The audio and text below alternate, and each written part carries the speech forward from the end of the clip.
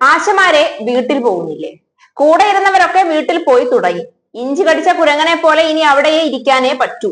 അംഗനവാടി ജീവനക്കാർ സർക്കാരുമായി സമവായത്തിലെത്തി സമരം അവസാനിപ്പിച്ച് വീട്ടിൽ പോകാൻ തയ്യാറായിട്ടുണ്ട്.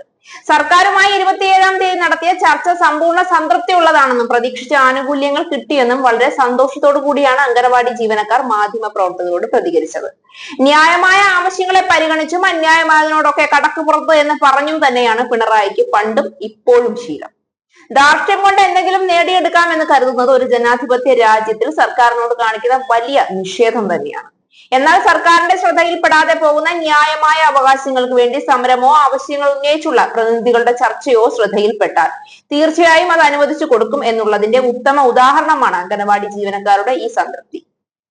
കഴിഞ്ഞ 13 ദിവസമായിട്ടായിരുന്നു അംഗനവാടി ജീവനക്കാരും സെക്രട്ടേറിയറ്റ് പടിക്കൽ സമരം ചെയ്യുന്നത്. അവസാനിപ്പിക്കാനും അവരുമായി ചർച്ച നടത്തി സമവായത്തിലെത്താനും അന്നു മുതൽ സർക്കാർ ശ്രമിക്കുന്നുണ്ടായിരുന്നു. കേന്ദ്ര സർക്കാരാണ് അംഗനവാടി ജീവനക്കാർക്കും തുക നൽകാതെ പിടിച്ചു വെച്ചിരുന്നത്. അതും അംഗനവാടി ജീവനക്കാർക്ക് ധനമന്ത്രിയുമായി നടത്തിയ ചർച്ചയിൽ പൂർണ്ണമായും ബോധ്യപ്പെട്ടിട്ടുണ്ട്. അംഗനവാടി ജീവനക്കാരുടെ ആവശ്യങ്ങൾ പരിഗണിക്കാമെന്ന് ധനമന്ത്രി ഉറപ്പു നൽകുകയും എന്നാൽ കേരളത്തിന്റെ നിലവിലെ സാമ്പത്തികാവസ്ഥ പരിഗണിച്ചുകൊണ്ട് 3 മാസത്തെ സാവകാശം നൽകണമെന്നുമാണ് ധനമന്ത്രി അംഗനവാടി ജീവനക്കാരോട് ആവശ്യപ്പെട്ടത്. അത് പൂർണ്ണമായും അംഗീകരിക്കാൻ അംഗനവാടി ജീവനക്കാർക്കും കഴിഞ്ഞു. തൊഴിലാളികളും സർക്കാരും ഒരേ മനസ്സോടുകൂടി കാര്യങ്ങൾ മനസ്സിലാക്കി മുന്നോട്ട് പോയാൽ മാത്രമേ ഏതൊരു സംസ്ഥാനത്തിന്റെയും രാജ്യത്തിന്റെയും ഭരണം വളരെ ക്രിയാത്മകമായ രീതിയിൽ നടപ്പിലാക്കാനും ആവശ്യമായ വികസനങ്ങളും ക്ഷേമ പ്രവർത്തനങ്ങളും കൊണ്ടുവരാനും കഴിയൂ എന്നുള്ളതിന്റെ ഏറ്റവും വലിയ മാതൃകയായി അംഗനവാടി ജീവനക്കാർ മാറുകയാണ്. മാത്രമല്ല 91-ാമത്തെ ദിവസം പരിഹാരം ഉണ്ടായില്ലെങ്കിൽ തുടർ സമര പരിപാടികൾ ഉണ്ടാകുമെന്നും അത് കേന്ദ്ര സർക്കാരിനെതിരെ പാർലമെന്റിന് മുന്നിലായിരിക്കുമെന്നുമാണ് അംഗനവാടി ജീവനക്കാരുടെ ഉറച്ച തീരുമാനം.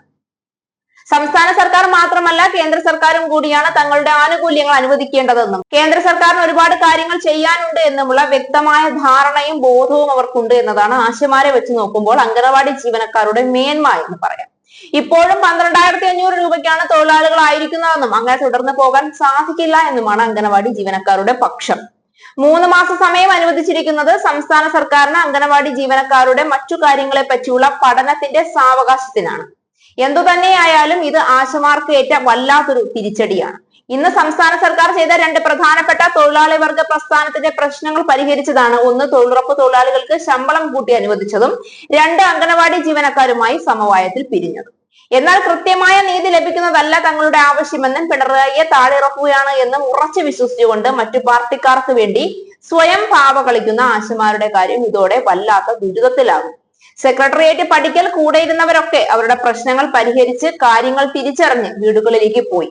ആശമാർക്ക് ഇപ്പോൾ കഴിച്ചിട്ട് ഇറക്കാനും വയ്യ, മധുരിച്ചിട്ട് തുപ്പാനും വയ്യ എന്ന് പറഞ്ഞ അവസ്ഥയിലാണ്. കേന്ദ്രം കൂടി കൈവിട്ടതോടുകൂടി ഏതാണ്ട് അവരുടെ കഞ്ഞിയിൽ പാറ്റ വീഴുമെന്ന് ഉറപ്പാണ്. ഇതോടെ സെക്രട്ടേറിയറ്റ് പടിക്കൽ ഒരു പ്രശ്നത്തിന് കൂടി പരിഹാരമാവുകയും ആ സമരപ്പന്തൽ കൂടി പൊളിച്ചു മാറ്റുകയും ചെയ്യും.